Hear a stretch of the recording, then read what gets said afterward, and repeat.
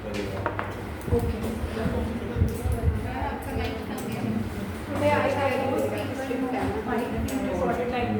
आप कम बोलना क्योंकि आपकी वॉइस ज़्यादा है। Vaibhav, today we are recording without speaker and receiver, तो बैकग्राउंड म्यूजिक ज़्यादा ना जाए, साउंड्स ना जाए। देखो एटॉमिक स्पेक्ट्रा क्या होता है। जब थॉमसन मॉडल आया, रदरफोर्ड मॉडल आया, बोहर मॉडल भी आया, अब साइंटिस्ट को पता नहीं लग रहा था कि एटम कैसा होता है। तो साइंटिस्ट ने क्या किया, एटम्स को ना एक्साइट करना शुरू करा। जैसे मान लो एक उन्होंने एटम लिया हाइड्रोजन, कौन सा एटम लिया, अब ऑब्वियसली ये देखने की कि एटम आखिर है कैसा। अब हम एटम को देख तो सकते नहीं है, तो साइंटिस्ट ने कहा कि हम एक काम करते हैं, एटम को ना एक्साइट करते हैं। एक्साइट करने का मतलब है हीट करते हैं, इलेक्ट्रिसिटी करते हैं, तो उसमें किसी तरह की हलचल होगी। और वैसा ही हुआ, जब किसी एटम को एक्साइट किया जाता है, एक्साइट कितने तरीके से करा जा सकता है, बाय हीट या बाय इलेक्ट्रिसिटी, या तो बिजली देकर या and you will be surprise कि जब एटम को एक्साइट किया जाता है ना, इसमें से कुछ रेज निकलती हैं। क्या निकलती हैं? उन रेज को अगर हम प्रिज्म से पास करेंगे and we will obtain on a spectroscopy which is a device, तो साइंटिस्ट ने देखा कि हाइड्रोजन जो कि सिंपलेस्ट एटम है, जिसके अंदर सिर्फ एक इलेक्ट्रॉन और एक प्रोटॉन है, ऐसा एटम भी एक्साइट करने पर एक तरह की नहीं 5 तरह की रेज एमिट कर रहा था। कितनी तरह की रेज एमिट कर रहा था?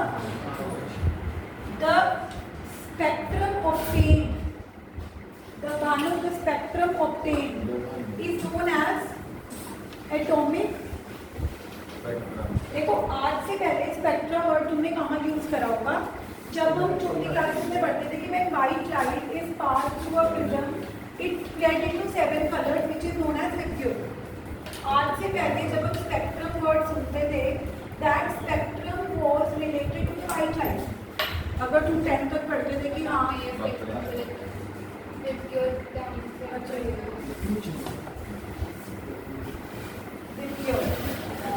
क्योंकि it is in the increasing order of मैं मेरी बात सुन लो। I don't want to tell you this that under what circumstances I've come here today। मैंने कैसे भी जैसे भी करके मैनेज करी थी, मैं आप प्लीज ऐसे मत करोगे कि I should start crying again। Please। 400 nanometre से 700 नैनोमीटर, ये मैं आपको इसीलिए दिखा रही हूँ कि आपको पता मुझे कि स्पेक्ट्रम का मतलब ऐसे कोई एटम से रिलेटेड नहीं था। स्पेक्ट्रम का तो मतलब था कि जब हम किसी वाइट लाइट को प्रिज्म से पास करते थे तो we used to get the 7 colours and that band of 7 colours, वो जो 7 कलर्स का बैंड आता था, जो आपने रेनबो में भी देखा होगा, किसने देखा होगा जब बारिश आती है तो रेनबो बनती है ना, उसमें भी हम देखते हैं, उसका मतलब स्पेक्ट्रम होता था। अब एटम से ये रिलेट क्यों किया गया? साइंटिस्ट ने कहा कि जिस तरह वाइट लाइट का स्पेक्ट्रम होता है, हर एटम का अपना एक यूनिक स्पेक्ट्रम है। जैसे सोडियम ले लो, अगर तुम सोडियम एटम, नमक में सोडियम होता है NaCl, अगर तुम NaCl को एक्साइट करोगे ना, तो सोडियम 2 येलो कलर की लाइट एमिट करता है, 2 येलो कलर की, एक 5890 एंगस्ट्रॉम की वेवलेंथ के कॉरेस्पॉन्डिंग, एक 5896 के। तो वो इतना यूनिक है कि दुनिया का कोई और एटम 5890 और 5896 की येलो लाइट एमिट नहीं करता। इसका मतलब क्या है कि मान लो मेरे पास कोई सैंपल है, मान लो मेरे पास कोई सैंपल है and I don't know what is this, ये सोडियम है क्या है। अगर मैं इसका स्पेक्ट्रा ऑब्टेन करूं और अगर इसका स्पेक्ट्रा 5890 और 5896 के ऊपर आ जाएगा, तो मेरे को ये कंफर्म करना पड़ेगा कि ये सोडियम ही है, क्योंकि हर एटम का स्पेक्ट्रा यूनिक होता है। हर एटम का स्पेक्ट्रा क्या होता है? तो साइंटिस्ट ने कहा कि हम एक काम करते हैं, हम डिफरेंट एटम्स का स्पेक्ट्रा तो स्टडी नहीं कर सकते, बट हम हाइड्रोजन का स्पेक्ट्रा स्टडी करते हैं। तो साइंटिस्ट ने हाइड्रोजन लिया, हाइड्रोजन को एक्साइट किया, तो जब हाइड्रोजन को एक्साइट किया इससे कुछ रेज निकली। क्या निकली? वो रेज अलग अलग साइंटिस्ट ने डिस्कवर करी। जैसे कुछ रेज थी जो विजिबल रीजन में लाई कर रही थी, कुछ रेज की जो वेवलेंथ थी वो कौन से रीजन में लाई कर रही थी, वो डिस्कवर करी थी बाल्मर नाम के साइंटिस्ट ने। तो इसका नाम पड़ गया बाल्मर सीरीज। क्या पड़ गया? आई अगेन रिपीट, जो पहली रेज डिस्कवर हुई थी जो हाइड्रोजन एटम से निकल रही थी, वो रेज थी जो विजिबल रेंज पता है ना कौन सा होता है? White light.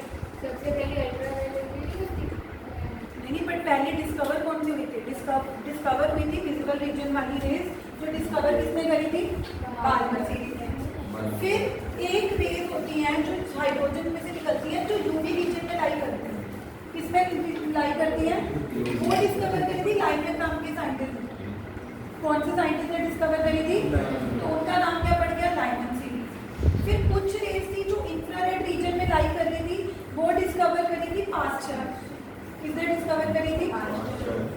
फिर कुछ और रेज थी जो इंफ्रारेड रीजन में लाई कर रही थी, वो किसने डिस्कवर करी? ब्रैकेट। और फिर कुछ और केस थी जो इंफ्रारेड रीजन में निकल रही थी, वो डिस्कवर करी थी फंड। How many?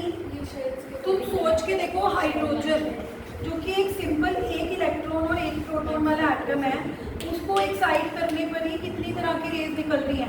एक तरह की नहीं बल्कि कितनी तरह की रेज निकल रही है? एक बार याद करें कौन कौन सी रेज एमिट होती है हाइड्रोजन एटम में से? पहली जो विजिबल रीजन में लाई करती है वो किसने डिस्कवर करी थी? Balmer. So they were named as Balmer. जो रेज यूवी रीजन में निकल रही थी वो किसने डिस्कवर करी थी? उसका नाम क्या रखा गया?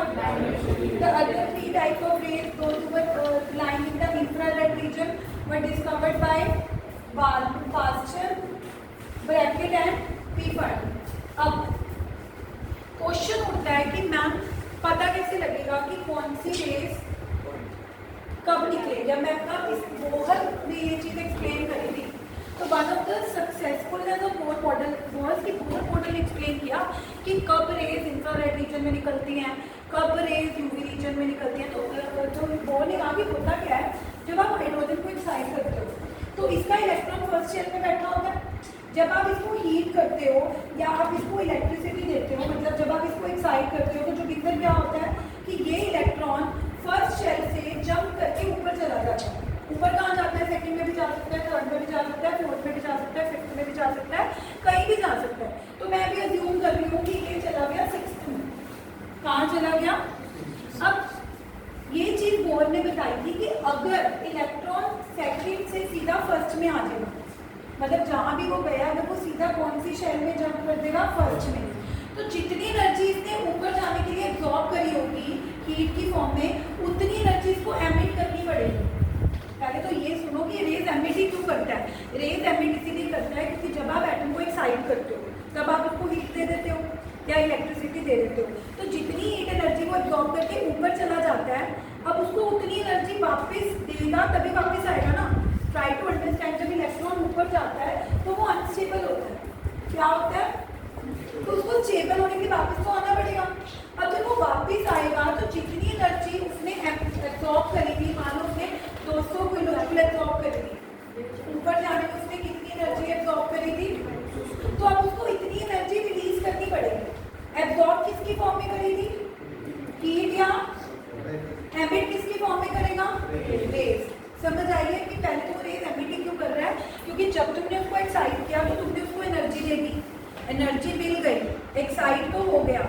एक्साइट होकर जब वो अपर शेल में गया तो वहाँ पे वो काफी अनस्टेबल था। क्या था? तो हर इलेक्ट्रॉन चाहता है कि मैं अपनी ग्राउंड स्टेट में वापस आऊँ, लेकिन अब जितनी एनर्जी इसने ऊपर जाने में एब्जॉर्ब करेगी उतनी एनर्जी इसको रिलीज करनी पड़ेगी, और वो एनर्जी रिलीज किसकी फॉर्म में करेगा? रेज की फॉर्म में। अब ध्यान से देखो, साइंटिस्ट बोहर ने बताया कि अगर इलेक्ट्रॉन ऊपर वाली शेल से सीधा फर्स्ट में आके गिरेगा, किस में आके गिरेगा? चाहे सिक्स्थ से आए, चाहे फिफ्थ से आए, चाहे फोर्थ से आए, चाहे थर्ड से आए, चाहे सेकंड से आए, जिस मर्जी शेल से आए, अगर आएगा फर्स्ट में तो पक्का जो रेज निकलेगी वो इंफ्रारेड, वो यूवी ही होगी। यानी कि वो कौन सी सीरीज में लाई करेगा? लाइमन। कौन सी सीरीज में लाई करेगा? अगर वो ऊपर आके सेकंड में रुक गया, ऊपर से आ रहा है सेकंड में रुक गया, ऊपर से आ रहा है सेकंड में रुक गया, ऊपर से आ रहा है सेकंड में रुक गया, सिक्स्थ से आ रहा है सेकंड में रुक गया, फिफ्थ से आ रहा है सेकंड में रुक गया, फोर्थ से आ रहा है, थर्ड से आ रहा है, तो पक्का जो रेज निकलेंगी वो बाल्मर रीजन में लाई करेंगी, यानी कि विजिबल रेज। कौन सी रेज लाई करेंगी? अगर वो ऊपर से आके थर्ड में रुक गया, किस में रुक गया? तो कौन सी रेज एमिट होगी? इंफ्रारेड वाली, which is known as Paschen. और पहले आपने बनाया था जब योर वाला डायग्राम, उसमें आपने ऊपर लिखा पहले यूवी रेज। लाइन में चीज या उल्टा लिख रहे हो? हाँ सिर्फ एक्सप्लेन करने के वो तो एक्सप्लेन करने के लिए है ना।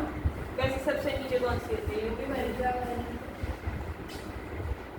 तो डायग्राम ऐसे ही बनाना है, ऊपर नीचे कुछ नहीं है, डायग्राम ऐसे ही बनाना है। स्पेक्ट्रोस्कोपी का तो नहीं आता है ये हाँ ये स्पेक्ट्रोस्कोपी वाला डायग्राम ये कि हम लाइन वाइज बता रहे हैं पहले कौन सी रेज आती है। हम तो बस हाइड्रोजन का स्पेक्ट्रम समझाने की कोशिश कर रही हैं कि कौन कौन सी रेज एमिट होती है। One of them lie in the UV region, it is not according to the wavelength, ये वेवलेंथ के अकॉर्डिंग नहीं है वो। तो तभी तो मैं बोल रही थी कि तुम ये मैटर मत करो कि बिंदु मैंने ऊपर से नीचे दिखा के नीचे से ऊपर लिखा है, मैं तो सिर्फ वैसे समझाने की कोशिश कर रही हूँ। तो याद करें, कैसे याद करेंगे?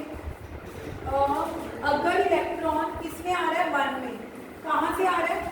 चाहे 2 से आए, चाहे 3 से आए, चाहे 4 से आए, चाहे 5 से आए, चाहे 6 आ कहाँ रहा है? कौन सी रेज एमिट होंगी? बोलो UV region and the series is known as line.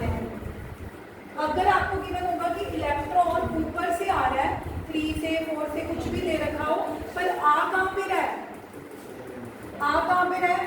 तो पक्का जो रेज की वेवलेंथ होगी वो कौन सी रीजन में लाई कर रही होगी?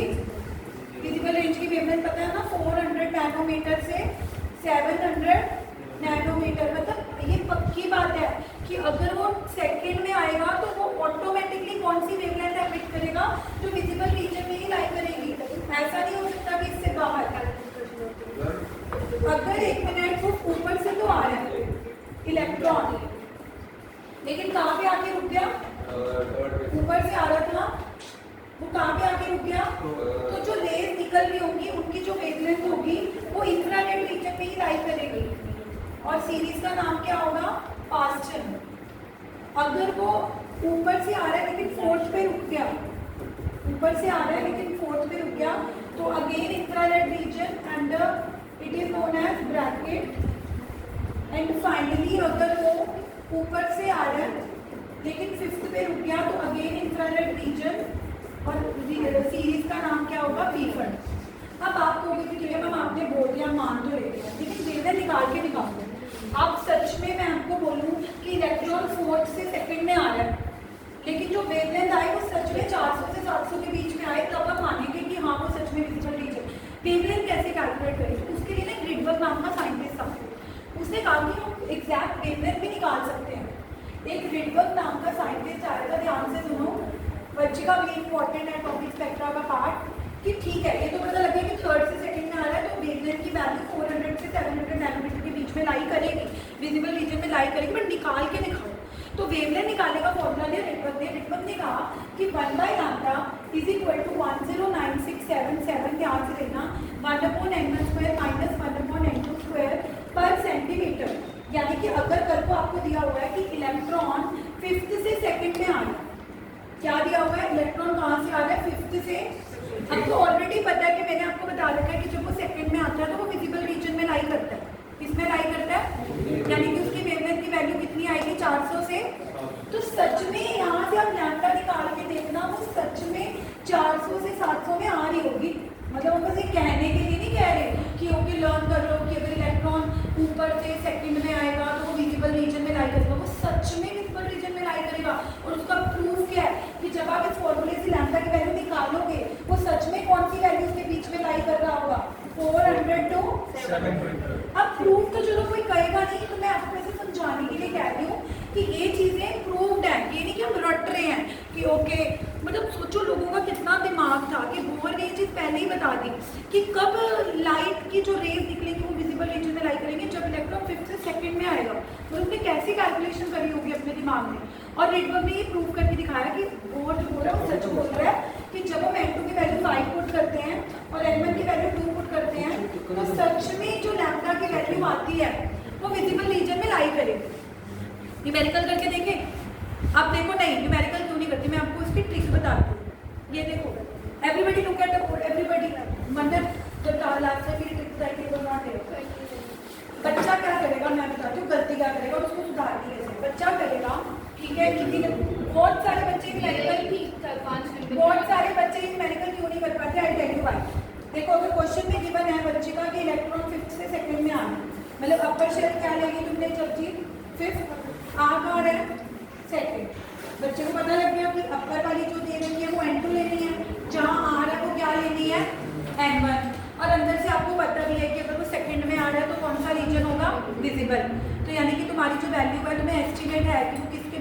कि 400 से 700 नैनोमीटर। अब मैं बताती हूँ बच्चा अड़ेगा कहाँ। Everybody look at the board.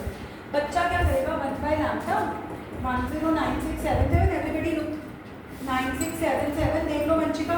mm की वैल्यू 2 पुट करेगा, m2 की वैल्यू 5 पुट करेगा। ठीक है, यहाँ पे कर देगा पर सेंटीमीटर। यहाँ से सॉल्व करेगा 1/λ 109677। ओके, सॉल्व करेगा 2 का स्क्वायर 4 और 5 का स्क्वायर। इसका बस न्यूमेरिकल ही आता है। हाँ बता दी, न्यूमेरिकल भी आएगा, थ्योरी भी आ सकती है। सुन लो बच्चे 25 और 100 25 भी आ गया। अब बच्चा रियलाइज करेगा कि मेरे को लैम्डा निकालना है। यहाँ से तो क्या आएगा 1/λ। तो आपका दिमाग क्या कहेगा कि रेसिप्रोकल कर लो। ठीक है, जैसे ही आप रेसिप्रोकल लोगे क्या प्रॉब्लम आएगी? प्रॉब्लम ये आएगी कि यहाँ का रेसिप्रोकल तो लैम्डा बन जाएगा। यहाँ का जब रेसिप्रोकल लोगे 100 ऊपर चला जाएगा और जो इतनी बड़ी वैल्यू है 109677 into 21 इससे डिवाइड करना देखो इजी है।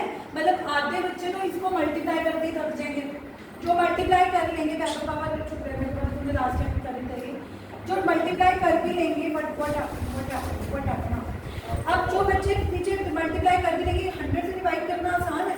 तो मैंने इसकी एक ट्रिक बना के बच्चों में, तुम एक काम करो, सारी एवरीबडी यहाँ पे फॉर्मूला चेंज करो। फॉर्मूला कैसे चेंज करना है सारे ध्यान से देखो। पहले तो 109677 है ना, 1 2 3 4 5 पॉइंट पहले पॉइंट लगा दो। क्यों दिन पॉइंट लगाना है? क्योंकि जैसे आप 109677 में 1.09 बना दोगे, यहाँ पे 1.09 बन जाएगा, यहाँ पर भी 1.09 बन जाएगा, यहाँ पर भी 1.09 बन जाएगा। तो आपको 109677 से डिवाइड करने की जरूरत नहीं है, आप सिर्फ 1.09 से डिवाइड कर लो। और वो भी क्योंकि पॉइंट के बाद वाले डिजिट तो आप हटा ही सकते हो। पहले आपको किससे डिवाइड करने की जरूरत पड़ रही थी 10967, लेकिन जैसे तुमने पॉइंट लगाया पॉइंट के बाद वाले सारे डिजिट ओमिट कर सकते हैं, कोई दिक्कत नहीं होती। और भी आसान करना है तो 1.09 को अगर तुम राउंड ऑफ कर लोगे तो ये 1.1 बन जाएगा। क्या बन जाएगा 1. तो आपको instead of dividing 100 by 109677 is it easy कि आप 100 को 1.1 से डिवाइड करो या 100 को 109677 से डिवाइड करो? ऑब्वियसली आप कहोगे कि मैं 1.1 से, लेकिन ऐसा कर कैसे सकते हैं? आपके दिमाग में क्वेश्चन आ रहा होगा कि मैम ये है तो 1.09677, आपने इसको 1.09677 बना कैसे दिया? 1.09677 बनाने का क्या मतलब है कि मैंने इसको किससे मल्टीप्लाई करा? 10 की पावर -5। सुनो, मैंने किससे मल्टीप्लाई किया होगा? 10 की पावर -5। अगर हम किसी सेम नंबर से मल्टीप्लाई करते हैं तो सेम नंबर से डिवाइड भी करते हैं। आई अगेन रिपीट, अगर मैंने ऊपर 1.09677 किया है मतलब मैंने ऊपर वाले नंबर को 10 की पावर -5 से मल्टीप्लाई किया होगा। 10 की पावर 109677 into 10 की पावर 5 तो 109677 0000000 बता रही हूँ, कहानी सुनते रहो। अभी भी अब ये 10 की पावर -5, एक 10 की पावर -5 तुमने ऊपर लिया होगा, एक 10 की पावर -5 तुमने ऊपर लिया होगा, एक नीचे लिया होगा। ऊपर वाला तो तुमने पॉइंट लगाने में एडजस्ट कर लिया, ऊपर वाला तो 10 की पावर -5 तुमने पॉइंट, तो ये तो चला गया। नीचे वाला 10 की पावर -5 ऊपर आके क्या बन गया 10 की पावर 5। अभी भी गड़बड़ है, क्यों? अगर तुम नीचे 1.09656 बनाने के लिए 10 की पावर 5 से मल्टीप्लाई करते हो तब भी तुम्हारा आंसर किस में आएगा? सेंटीमीटर में आएगा। किस में आएगा? लेकिन अल्टीमेटली तुम्हें आंसर नैनोमीटर में देना होता है, तो 1 नैनोमीटर इक्वल टू 10 की पावर -9 मीटर। तो तुम चाहोगे कि आंसर मीटर में आए, तो मीटर में आने के लिए यहाँ पे 7 से मल्टीप्लाई कर लो। किससे मल्टीप्लाई कर लो? अब तुम में से काफी सारे बच्चे ने ऐसे केसेस बना रहे हैं कि मैम करना क्या तो करना ये है कि बुक वाला फॉर्मूला यूज नहीं करना, मेरे वाला फॉर्मूला यूज करना है। मेरे वाला फॉर्मूला का सारे ध्यान से देखो 1/λ 109677 नहीं लेना, क्या लेना है 1.0967। उसका एडवांटेज क्या है कि एक बार तो 1.09677 होगी, लेकिन जैसे ही रेसिप्रोकल करके वो नीचे जाएगा 1.09677 तो पूरा लेने की जरूरत नहीं है, अकेला 1.09 ले लेना। क्या ले लेना 1. लेकिन जब ऊपर 1.09677 ले लो गाइस, ऊपर में और चीज भी लेनी पड़ेगी 10 की पावर 7। क्या लेनी पड़ेगी? ये कहाँ से आया वो मैं जो समझा रही थी कि ऊपर 10 की पावर -5 से मल्टीप्लाई करा होगा क्या बना होगा 10 की पावर 5, फिर सेंटीमीटर में मीटर में करने के लिए पावर क्या बन जाएगी 10 की पावर 7। तो बस ये समझ लो कि अगर तुम ये वाला फॉर्मूला, अब तुम्हारा देखो कितना आसान है, देखो कैसे तुम्हें निकालना था कि इलेक्ट्रॉन कहाँ से कहाँ जंप कर रहा है 5 से 2। अब देखो कैसे सॉल्व होगा आसानी से। तुम क्या ले रहे हो 1096 ले लो कि 1.09677। अगले स्टेप में मैंने 1.09 तक ही ले लिया, मेरे को इतना ज्यादा लेने की जरूरत ही नहीं है। कितना शॉर्टकट इजी हो जाए 2 का स्क्वायर वंशिका देख ले प्लीज। पर मीटर क्या आ गया 1/λ 1.09।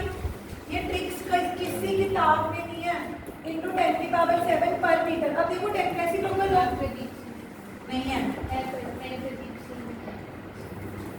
पता नहीं मैंने तो देखी नहीं, आपने देखी कुछ वाले। अब देखो 425 ना 121 इंटू 10 की पावर 7 पर मीटर। टेकिंग रेसिप्रोकल, अब क्या लोगे टेकिंग, क्या फायदा हुआ 100 ऊपर गया लेकिन नीचे 109677 नहीं आ रहा, नीचे सिर्फ क्या आ रहा है 1.09 को तो हम सिंपल 1.1 भी लिख सकते हैं 1.1 और नीचे 21 आ रहा है।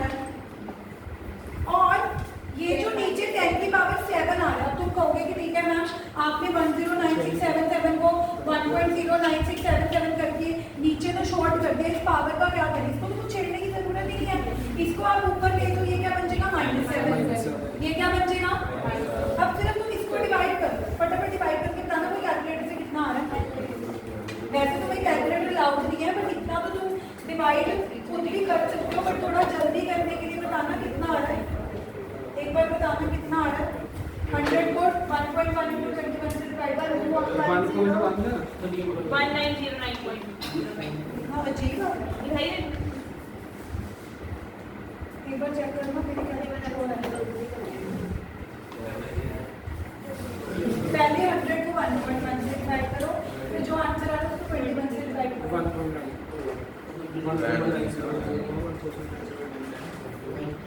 4.3 हाँ समथिंग ऐसा आएगा, बताओ कितना है 4.3। ये देखो ये आ गया, सुनो ये आ गया सारे, देखो यहाँ तक पहुँच गए। ऑलरेडी पावर में क्या है, क्योंकि वो तो था ही, क्योंकि नीचे जो 7 थी तो ऊपर जाके क्या होगी थी सारे, देखो ऊपर ऑलरेडी पावर में क्या है देव बानू एंड देखो ऊपर ऑलरेडी पावर क्या है माइनस, ऑलरेडी हमारे पास पावर क्या है माइनस। जैसे तुम ये पॉइंट हटाओगे तो ये पावर -9 बन जाएगी, क्योंकि हमें -9 क्यों बनानी है, क्योंकि हमें आंसर डेनोमिनेटर में देना है।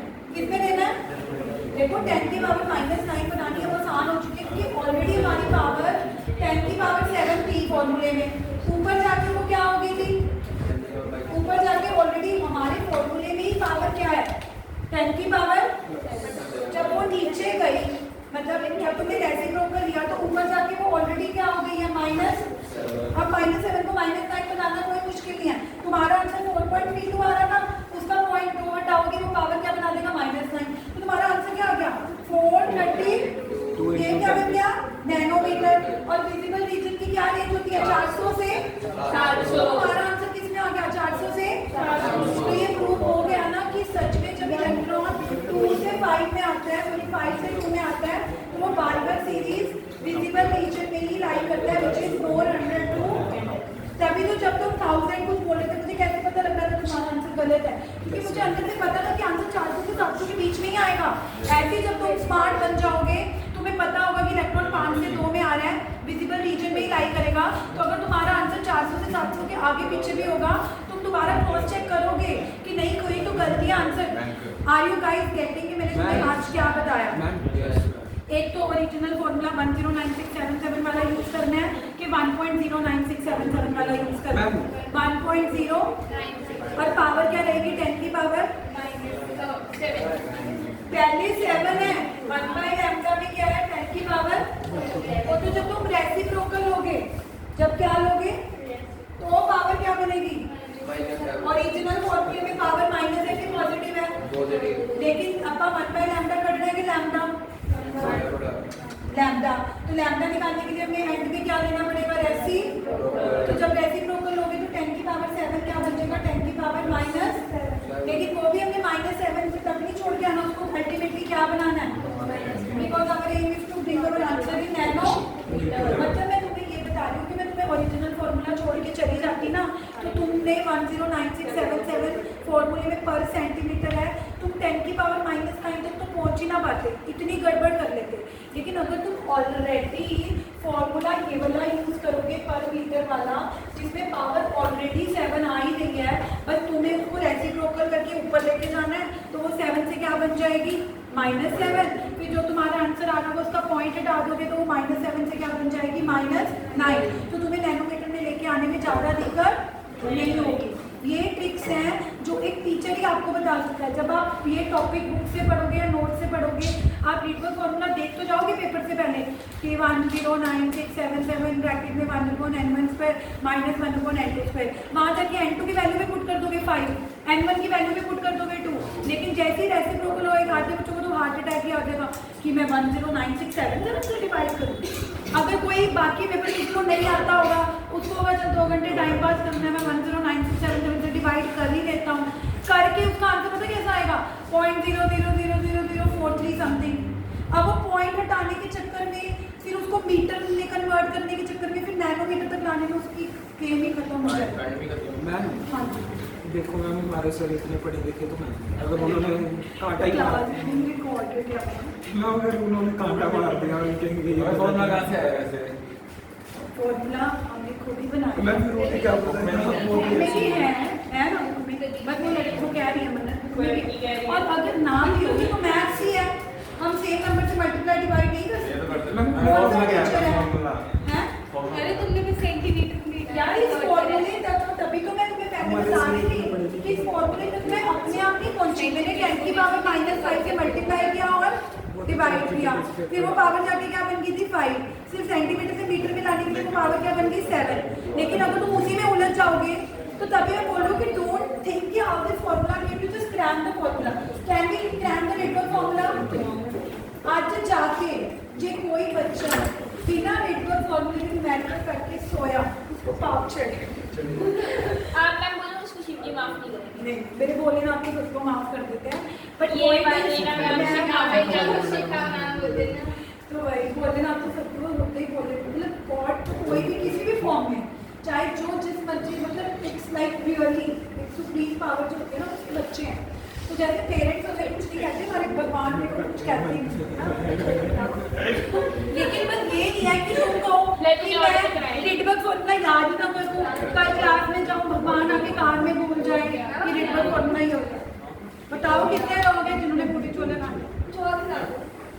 क्या डोमिनोज में खाने? वो वही वाला बड़ी वाला पिज्जा मंगा दीजिए। बताओ खाने ग्रेट करने वाला पिज्जा। एक शर्त है, नेटवर्क वाला क्वेश्चन करो तब ऑर्डर करूंगी। लिखो एक क्वेश्चन, बड़े आप पिज्जा बना एक क्वेश्चन करो, मतलब क्या है? और अगर ट्यूशन के बाद किसी ने बोला कि दिव्या मैम एक्स्ट्रा क्लास में पिज्जा खिलाते हैं, और किसी ने बोला अच्छा वहाँ तो मेरे को बदनाम कर दो, लिखो जरा। दिख नहीं रहा था पूरी छोले ना, एक्चुअली मैंने यहाँ पे पार्ट करवाने हैं, मैं पार्ट करूँगी पूरी छोले पार्ट करो ठीक है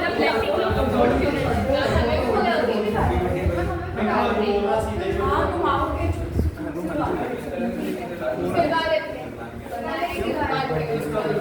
डांडिया लेके आए। चलो ठीक है, कितनी भी शुरू कर देते हैं घर में। कशिश भैया बन जाओ आपने।